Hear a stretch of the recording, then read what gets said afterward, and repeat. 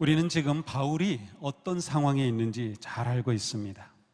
로마 시민권자였던 바울은 복음을 전하다가 황제의 법정에 호소하여 로마의 한 집에 감금되어 있습니다. 바울은 이런 상황을 어떻게 받아들이고 있으며 또 어떻게 반응하고 있을까요? 바울은 빌립보의 성도들에게 이 상황을, 자신의 이 모습을 꼭 알려주고 싶었어요. 바울은 이렇게 말하죠. 내게 일어난 일은 바로 그가 로마 감옥에 갇힌 그러한 상황이에요. 도리어 복음을 전파하는 데 도움을 준 사실을 여러분이 알아주기를 바랍니다. 바울은 빌립보의 성도들이 지금 바울이 이 어려운 상황에서 어떻게 하고 있는지를 알기를 바라고 있었던 것이죠. 바울이 감옥에 갇혔고 어쩌면 사형에 처할 수도 있는 상황에서 성도들은 바울에 대한 큰 걱정과 또 시험과 두려움을 피할 수 없었을 것입니다. 부활과 승리 복음을 전파했고 그리스도 안에서 믿음을 굳게 하라고 가르쳤던 믿음의 아버지 바울이 이렇게 큰 위기 가운데 처해 있으니 복음의 능력이 무엇인지, 과연 예수 그리스도는 살아계신지, 예수님이 정말 황제보다도 더 크신 주님이신지 성도들은 염려할 수밖에 없었습니다. 그래서 바울은 자신에게 일어난 이 일이 도리어 복음을 전하는 계기가 되었고 복음 전파의 진전이 되었다는 것을 빌립보 성도들이 알기를 원했어요. 왜냐하면 이렇게 알게 되면 그들이 마음의 위로와 힘을 얻기 때문이죠. 우리는 빌립보서를 읽으면서 바울이 두려워했다든지 불평했다든지 원망했다든지 후회했다든지 이런 것은 단 한 구절도 찾아볼 수 없습니다. 오히려 바울은 감사하며 기뻐하고 있어요. 바울이 로마의 감옥에 갇혀 있는 동안 빌립보 성도들은 바울이 너무나도 걱정이 되었어요. 그래서 아주 신실한 에바브로디도라고 하는 사람을 바울에게 보내어서 바울을 옥바라지하도록 그렇게 해주기까지 하였습니다. 바울은 이렇게 많이 자신을 염려해준 빌립보 성도들에게 자신이 지금 역경과 위기와 고난 겪고 있지만 이것이 도리어 복음을 전파하고 확장하는 데 좋은 기회가 되었습니다 라고 지금 말하는 것이에요. 이것을 아주 기쁘게 전해주고 있는 것이죠. 오늘 본문을 읽고 묵상하는 중에 저는 한 단어가 꽂혔어요. 가끔 이럴 때가 있죠. 말씀을 읽다 보면 한 단어가 팍 꽂힐 때가 있어요. 바로 그 단어는 도리어라고 하는 단어입니다. 형제자매 여러분, 내게 일어난 일이 도리어 복음을 전파하는 데 도움을 준 사실을 여러분이 알기를 바랍니다. 바울은 이 단어를 통해 역경을 대하는 그의 마음과 태도를 잘 보여줍니다. 바울은 도리어라는 단어를 사용함으로 자신이 복음 전도자로서 승리의 삶을 살아갈 수 있었던 자신의 그 믿음이 어떤 믿음이었는가를 잘 드러내고 있습니다. 도리어라고 하는 이 단어를 표준 국어 대사전을 찾아보니까 예상이나 기대 또는 일반적인 생각과는 다르게라고 하는 부사입니다. 도리어는 바울이 자신에게 일어난 일이 의도와는 정반대의 결과를 가져왔다고 말하고 있는 것이에요. 그렇습니다. 바울은 일상적인 아니면 일반적인 생각이나 예상 혹은 인간적인 의도와는 전혀 다르게 일하시는 도리어의 하나님을 경험하고 있는 것이에요. 그는 도리어의 신앙으로 목회하였고 복음을 전하였던 것이죠. 예수님을 바르게 믿고 따르는 성도는 믿음의 순리길을 걸으며 많은 시험과 역경을 만납니다. 성경은 성도가 시험과 시련을 만나지 않을 것이라고 말씀하지 않아요. 오히려 시험과 고난과 시련은 성도의 삶의 중요한 부분입니다. 사도 바울은 환난을 자랑합니다 라고까지 말하고 있어요. 우리는 주님을 따르며 믿음의 길을 걸을 때 시련을 예상하고 그것에 맞설 믿음의 준비를 해야 하는 겁니다. 성도가 고난을 대하는 태도의 핵심이 바로 도리어 신앙입니다. 도리어 신앙이란 고난에는 하나님의 뜻이 있으며 하나님은 어떤 역경과 문제라도 선한 것으로 바꾸실 수 있다고 하는 확신입니다. 바울은 이 도리어 신앙을 로마서에서 이렇게 표현했어요. 함께 읽습니다. 하나님을 사랑하는 사람들, 곧 하나님의 뜻대로 부르심을 받은 사람들에게는 모든 일이 협력해서 선을 이룬다는 것을 압니다. 아멘. 모든 일이 서로 협력하여 선을 이룬다. 이 믿음이 바로 도리어의 신앙입니다. 바울은 도리어 신앙으로 고난의 거침돌을 소망의 디딤돌로 삼았습니다. 고난의 돌이 자기에게 떨어질 때마다 그것을 받아 디딤돌로 만들어 갔던 것이죠. 바울이 믿은 하나님은 도리어의 하나님이시기 때문입니다. 도리어에는 긍정과 부정이 다 있어요. 잘 될 줄 알았는데 도리어 안 될 수도 있고요, 안 될 줄 알았는데 도리어 잘 될 수도 있어요. 예수 그리스도 안에서는 모든 일이 긍정의 도리어가 됩니다. 모든 일이 긍정의 도리어가 되는 거예요. 하나님은 이집트의 노예로 팔려간 요셉을 도리어 이집트의 국무총리가 되게 하셨습니다. 하나님은 페르시아의 포로로 잡혀간 소수 유대민족의 고아였던 에스더를 도리어 페르시아의 왕비가 되게 하시고 그 민족을 구원하셨습니다. 하나님은 스승을 배반하고 도망했던 베드로와 제자들을 성령의 능력을 통하여 도리어 주님을 위한 생명을 바친 사도가 되게 하셨습니다. 예수님도 자신에 대해 말씀하셨어요. 인자가 온 것은 섬김을 받으려 함이 아니라 도리어 섬기려 하고 자기 목숨을 많은 사람의 대속물로 주려 함이니라. 예수님은 사람들의 생각과 기대와는 달리, 그때 사람들은 무엇을 기대했어요? 예수님이 기적을 행하고 정권을 무너뜨리고 유대 민족에게 자유와 해방을 가져오고 민중들의 고난 가운데 그들을 경제적으로 풍요롭게 하고 먹을 것을 넉넉하게 해준 그러한 정치적 메시아로 기대했어요. 그런데 그러한 생각과 기대와는 달리 도리어 십자가를 지심으로 구원과 생명의 복음이 되신 도리어의 주님이셨습니다. 사도 바울은 도리어 신앙으로 로마 감옥의 거침돌을 복음의 디딤돌로 삼았던 것이죠. 로마 감옥에 갇혀 있거나 집에 감금되어 있는 바울을 상상해 보십시오. 당시 로마법으로는 재판을 받는 죄수는 항상 로마 군인과 24시간 붙어 있어야만 했어요. 경우에 따라서는 심지어 쇠고랑을 서로 차고 발에 그렇게 있어야 했어요. 그러므로 바울은 이동할 때마다 무엇을 하든지 로마 군인과 함께 행동해야 할 상황이었습니다. 이처럼 제한되고 억압된 생활을 해야 하는 것, 얼마나 힘들고 불편했을까요? 그러나 바울은 자신을 묶고 있는 쇠고랑을 불평하지 않았습니다. 비록 6시간마다 군인들이 교대로 들어와서 자기와 함께 있고 자기를 감시하는 그런 상황이었지만 바울은 자신이 로마 군인에게 묶여 있는 것으로 보지 않았습니다. 오히려 바울은 자신을 감시하는 로마 군인이 자신에게 묶여 있는 것으로 보았어요. 이것이 중요합니다. 이것이 위기를 기회로 만드는 도리어의 믿음입니다. 바울은 자신을 감시하는 군인이 6시간마다 바뀔 때마다 자신이 왜 감금되었는지, 복음이 무엇인지, 예수 그리스도가 누구인지를 전할 기회로 삼았던 것입니다. 로마 군인은 바울과 함께 있어야만 했고, 그러니 그는 원하든 원하지 않든 바울이 말하는 이야기를 들을 수밖에 없었습니다. 또한 사슬에 매여 있으면서도 마음의 평화를 누리고 얼굴에 웃음이 사라지지 않는 바울을 보면서 군인들은 큰 감동을 받았을 겁니다. 이 얼마나 보배로운 믿음입니까? 바울은 자신을 메고 있는 쇠고랑을 고난이 아닌 복음 전도의 기회로 본 것이죠. 쇠고랑이 소망이 되고 사명이 되었습니다. 그러기에 바울은 그리스도 안에서 감옥에 갇혔다는 사실이 온 친위대와 그 밖에 모든 사람에게 알려졌습니다 라고 말하는 것이에요. 바울은 자신의 상황이 도리어 복음 전파의 기회가 되었으며 자신이 감옥에 갇힌 것이 예수 그리스도 때문임을 알렸으며 이것이 복음을 전하는 놀라운 기회가 되었다고 말해주는 것입니다. 이런 믿음 본받고 싶지 않습니까? 우리가 주님을 따르며 믿음의 길을 걸을 때 시험과 역경을 만나는 것은 당연한 일입니다.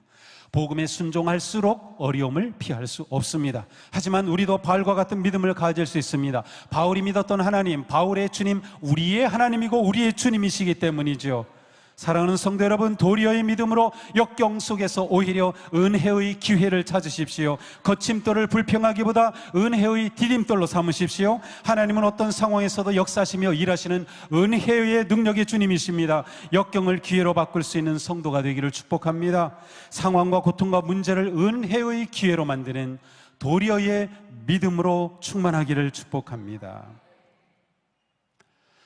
또한 바울은 도리어 신앙으로 역경을 역전의 승리로 이끄는 신앙을 보여줍니다.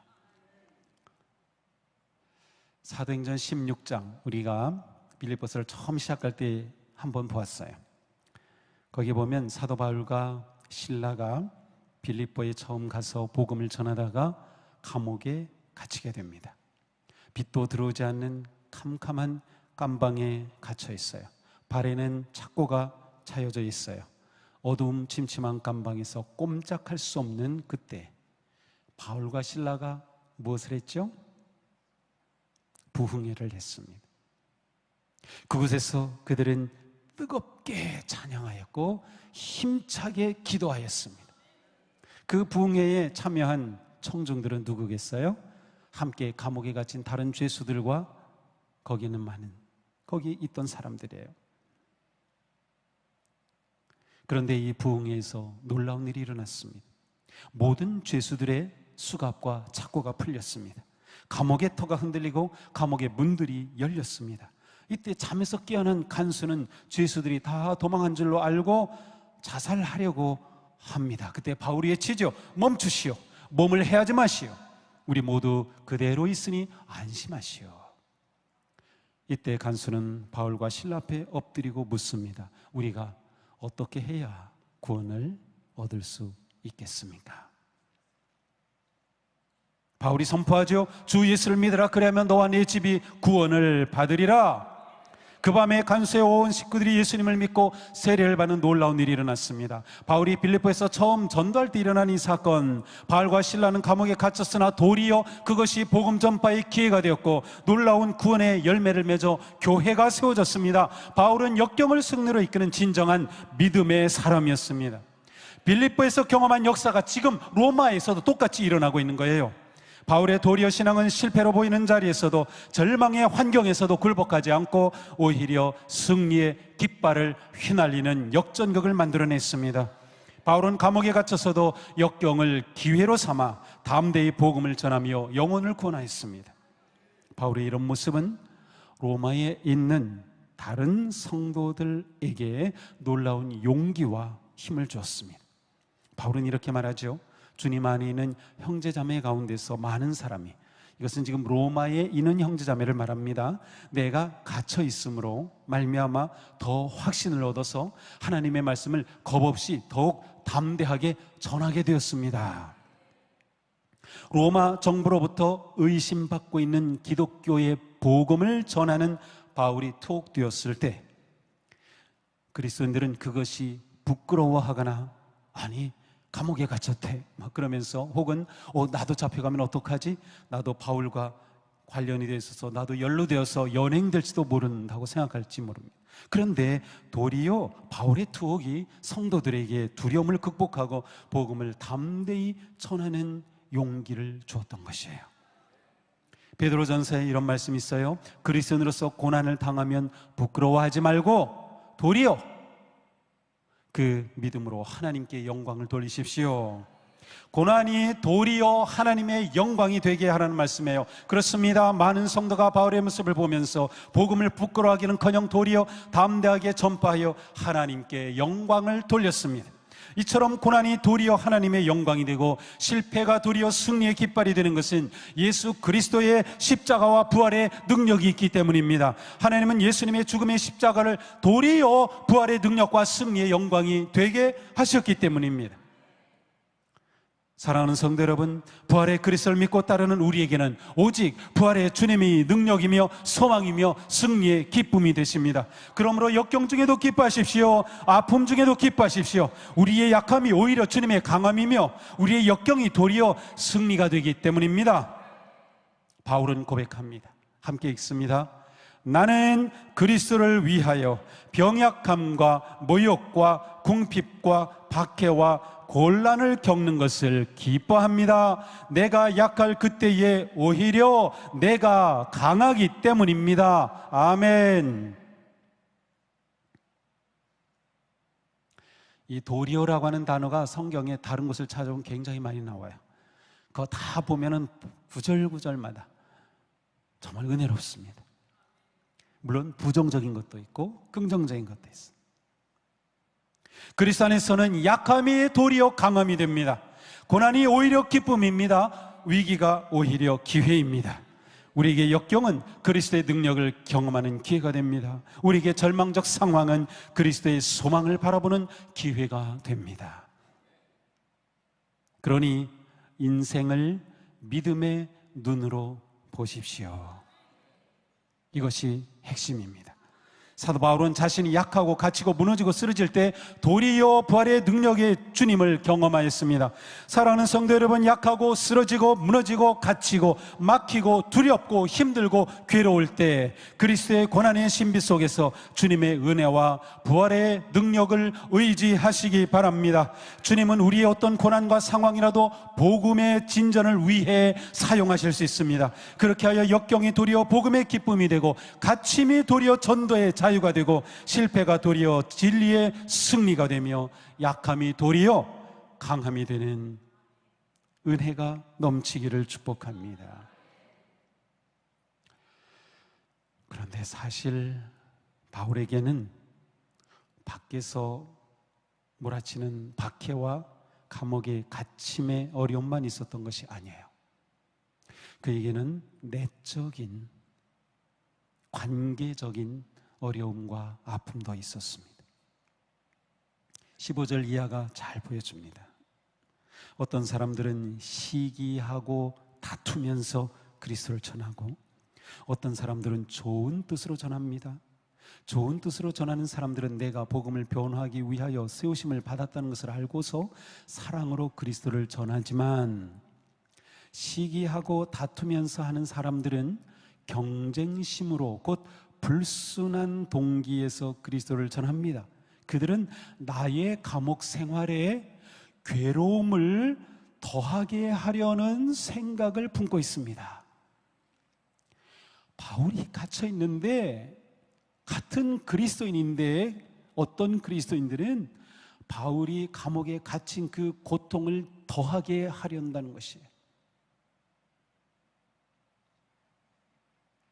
앞에서는 바울이 그가 갇힘으로 인해 오히려 성도들에게 격려가 되고 용기를 주고 복음을 부끄러워하지 않고 전하게 하였다는 좋은 긍정적인 그러한 이야기를 했는데, 여기 보니까 바울이 옥에 갇힌 그 틈을 타서 바울을 시기하고 경쟁하는 아주 불순한 마음으로 사역을 하는 사람들이 있었습니다.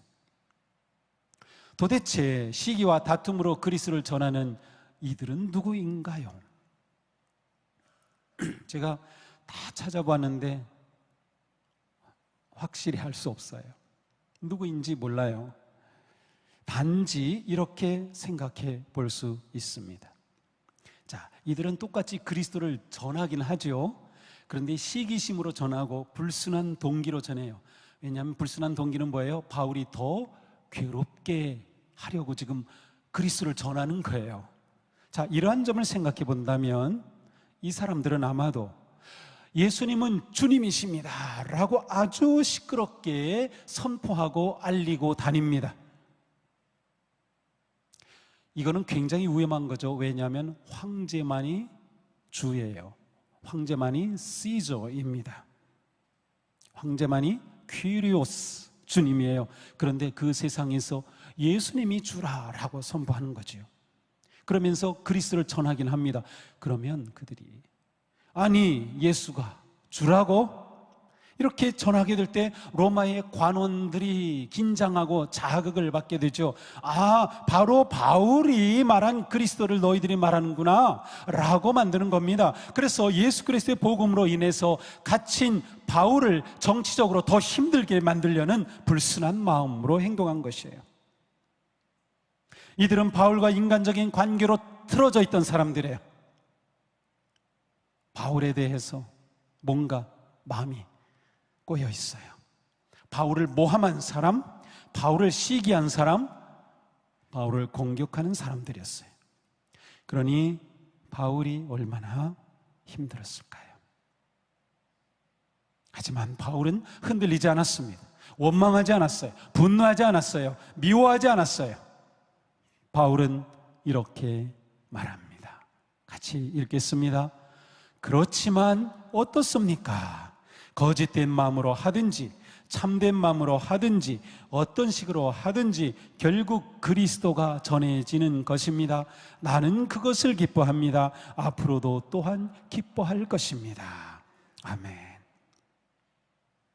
바울은 비방과 모함을 받으면서도 오히려 기뻐하고 있습니다. 어떻게 이럴 수 있었던 것일까요? 바울은 자신의 사명과 목적을 놓치지 않았기 때문이에요. 그는 그리스도가 전해진다면 자기가 어떤 모함을 받던 어떤 괴로움을 당하든 자기는 기쁘다고 말하는 것이에요. 복음 전도가 자신의 목적이고 사명이었기 때문이죠.